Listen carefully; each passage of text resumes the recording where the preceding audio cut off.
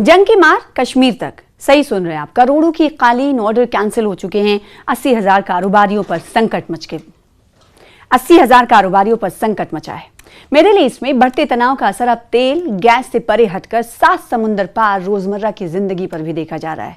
आलम यह है कि कश्मीर के हस्तशिल्प उद्योग बुरी तरह से ठप पड़ रहे हैं। विदेशी प्रदर्शनियों के रद्द होने से करोड़ों रुपए के ऑर्डर कैंसिल हो गए हैं और एक्सपोर्ट ठप हो चुका है। तकरीबन 80,000 कारोबारियों पर रोजी रोटी का संकट मंडरा रहा है। मिडिल ईस्ट में ईरान, इजराइल और अमेरिका के बीच बढ़ता तनाव अब सिर्फ जंग तक सीमित नहीं रहा, बल्कि इसका असर दुनिया भर में पड़ रहा है।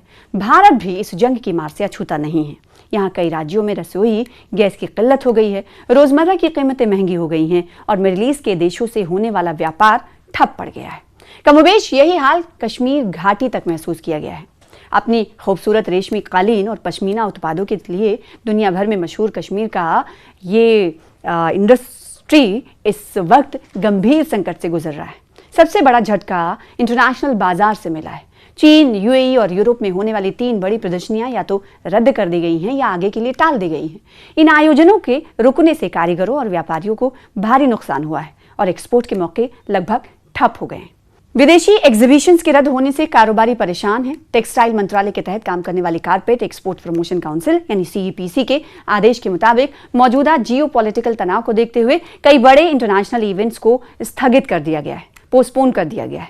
डेनमार्क के, जिनमें कोपेनहेगन में 22 से 26 अप्रैल 2026 तक होने वाला कोपेनहेगन लाइफस्टाइल का एक्सपो अब अगस्त 2026 में आयोजित होने की संभावना है। वहीं चीन के किंगहाई में 10 से 14 जून 2026 के बीच होने वाली किंगहाई इंटरनेशनल कारपेट एग्जीबिशन को जुलाई 2026 तक के लिए टाल दिया गया है। 80,000, जी हाँ सही सुन रहे हैं आप, 80,000 कारोबारियों पर यह संकट मंडराया है। चैम्बर ऑफ कॉमर्स के अध्यक्ष तारिक गनाई ने कहा है कि इस संकट ने कश्मीर के इस उद्योग को बुरी तरह प्रभावित किया है।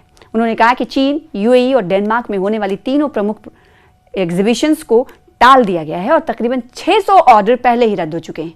ये समय आमतौर पर एक्सपोर्ट के लिए सबसे पीक टाइम होता है जब कश्मीरी कालीन दुनिया भर में भेजे जाते हैं, लेकिन मौजूदा हालात ने पूरे कारोबार को ठप कर दिया है। उन्होंने बताया कि यूरोप उनका सबसे बड़ा बाजार है, जहां घरेलू बाजार के मुकाबले ज्यादा उत्पाद बिकते हैं। उद्योगों को बचाने के लिए उन्होंने चैम्बर ऑफ कॉमर्स से लेकर टेक्सटाइल मंत्रालय तक के सभी आला अधिकारियों से मदद की गुहार लगाई है। और आंकड़ों पर नजर डालें तो 2024 से 2025 में कश्मीर से तकरीबन 260.7 करोड़ रुपए का सामान एक्सपोर्ट किया गया।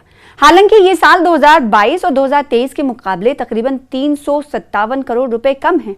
कश्मीर ने इस मामले में बीते कुछ सालों में तेजी से तरक्की की है। साल 1990 से 91 में जहां एक्सपोर्ट लगभग 84.55 करोड़ रुपए था, वहीं 2015 और 16 में यह बढ़कर 821.5 करोड़ रुपए के हाईएस्ट लेवल पर पहुंच गया। वर्तमान में करीब 80,000 लोग इस कारोबार से जुड़े हुए हैं। गोडाउन में इस वक्त पड़ी हैं करोड़ों की कालीन। जी हाँ, एक स्थानीय कालीन व्यापारी फारूक अहमद इनका नाम है। उन्होंने बताया कि ये कारोबार पहले से ही पहलगाम हमले के बाद दबाव में था और अब मिडिल ईस्ट की जंग ने हालात और बिगाड़ दिए हैं।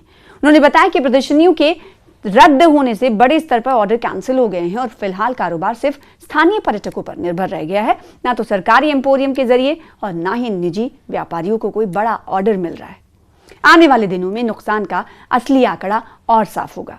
वहीं एक्सपर्ट्स क्या कह रहे हैं, उधर भी नजर डालने की जरूरत है। एक्सपर्ट्स का मानना है कि अगर वेस्ट एशिया में जारी ये जंग जल्द खत्म नहीं हुई तो इसका सबसे ज्यादा नुकसान कश्मीर के कारीगरों, कारोबारियों और इस कारोबार से जुड़े हर शख्स को उठाना पड़ेगा। अभी के हालात ने साफ कर दिया है कि इंटरनेशनल तनाव का असर स्थानीय मईशत यानी अर्थव्यवस्था पर कितनी गहराई से पड़ सकता है। इस जंग की वजह से लाखों की कालीन और दूसरी हस्तशिल्प गोडाउन में पड़े हुए हैं। तो अब आप अंदाजा लगा सकते हैं कि इंटरनेशनल जंग या वैश्विक स्तर की जो परेशानियां हैं वो स्थानीय स्तर पर किस तरीके से असरअंदाज हो सकती हैं। इस जंग ने ये दिखा दिया है। ना सिर्फ कालीन इंडस्ट्री बल्कि कश्मीर या दिगर स्टेट्स की अगर बात करें, हर जगह हम देख रहे हैं कि लोगों को गैस की किल्लत सता रही है। लेकिन सरकार की तरफ से कहा जा रहा है कि उन्होंने पर्याप्त मात्रा में गैस सिलेंडर्स रखे हैं और कमी पड़ने नहीं दी जाएगी। लेकिन दूसरी तरफ आवाम ये कह रही है कि कई दिन हो गए हैं उन्होंने बुकिंग की है गैस की, लेकिन गैस नहीं मिल पा रहा है और इसकी वजह से आप देखेंगे फूड इंडस्ट्री मुतासिर होती हुई दिखाई दे रही है। जहां पर पहले खाना 50 रुपए प्लेट मिला करता था, वो 80 रुपए प्लेट मिल रहा है। या फिर बहुत सारे ऐसे होटल्स और रेस्टोरेंट्स हैं जो नामी ग्रामी हैं, वो बंद पड़े हैं। क्यों? क्योंकि उन्हें कमर्शियल गैस सिलेंडर नहीं मिल पा रहा है। और पिछले दिनों आपने देखा होगा कि इस जंग की वजह से कमर्शियल गैस सिलेंडर के दाम भी बढ़े थे।